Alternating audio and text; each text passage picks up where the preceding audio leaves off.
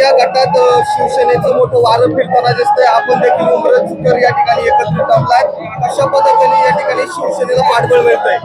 या ठिकाणी महाराष्ट्र राज्याचे उपमुख्यमंत्री एकनाथजी शिंदे साहेब यांच्या मार्गदर्शनाखाली या ठिकाणी आणि या तालुक्याचे आमदार सन्माननीय शरददादा सोनवणे यांनी जे या ठिकाणी प्रचारात आघाडी घेतलेली आहे आणि खरोखर आज बघितलं तर एक बाजूला शरददादा सोनवणे आणि एका बाजूला बाकीचे पक्ष म्हणजे धनुष्यबाण विरुद्ध बाकीचे पक्ष ही लढाई आता आपल्याला समजते.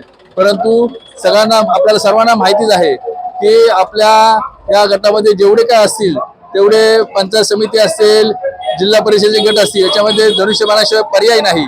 आणि ह्या विभागातील ह्या मतदार तालुक्यातली मतदार एकदम शुद्ध आहेत.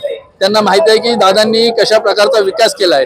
दादांच्या पाठीशी उभे राहिल्यानंतर खऱ्या अर्थाने हे सगळे आपले धनुष्यबाणाच्या चिन्हासमोर जेवढे उमेदवार असतील त्या सगळ्यांच्या पाठीमागे ही जनता ठामपणे उभी आहे. आणि त्यामुळेच संपूर्ण असा विश्वास आहे की पुणे जिल्हा परिषद गटातील असतील, पंचायत समिती असतील, त्या सगळीकडे आपला शिवसेनेचा भगवा आल्याशिवाय राहणार नाही. आणि धनुष्यबाण ही निशाणी असल्यामुळे लोकांच्या घराघरापर्यंत ही धनुष्यबाण निशाणी पोहोचलेली आहे. त्यामुळे कुठचंच असं आव्हान नाही आहे. तालुक्यात बऱ्यापैकी या ठिकाणी पंचायत समिती जिल्हा परिषदचे वारे हे शिवसेनेच्या बाजूने कल वाहताना दिसले. काय जिल्हाध्यक्ष शिवसेनेचा असू शकतो? नाही, होईल ना. कारण एवढं सगळं झाल्यानंतर नक्कीच जिल्हा अध्यक्ष पण आपला शिवसेनेचाच होईल. आणि एवढं चांगलं वातावरण आहे तर या ठिकाणी एकही जागा सगळ्या जागा शिवसेनेच्या येतील. धनुष्यबाण चिन्हासमोरली बटन एवढे लोक दाबतील ना तर त्यामुळे सगळ्या जागा शिवसेनेच्या भरघोस मताने निवडून येतील. लाडक्या बहिणी देखील सरळ आहे दादा.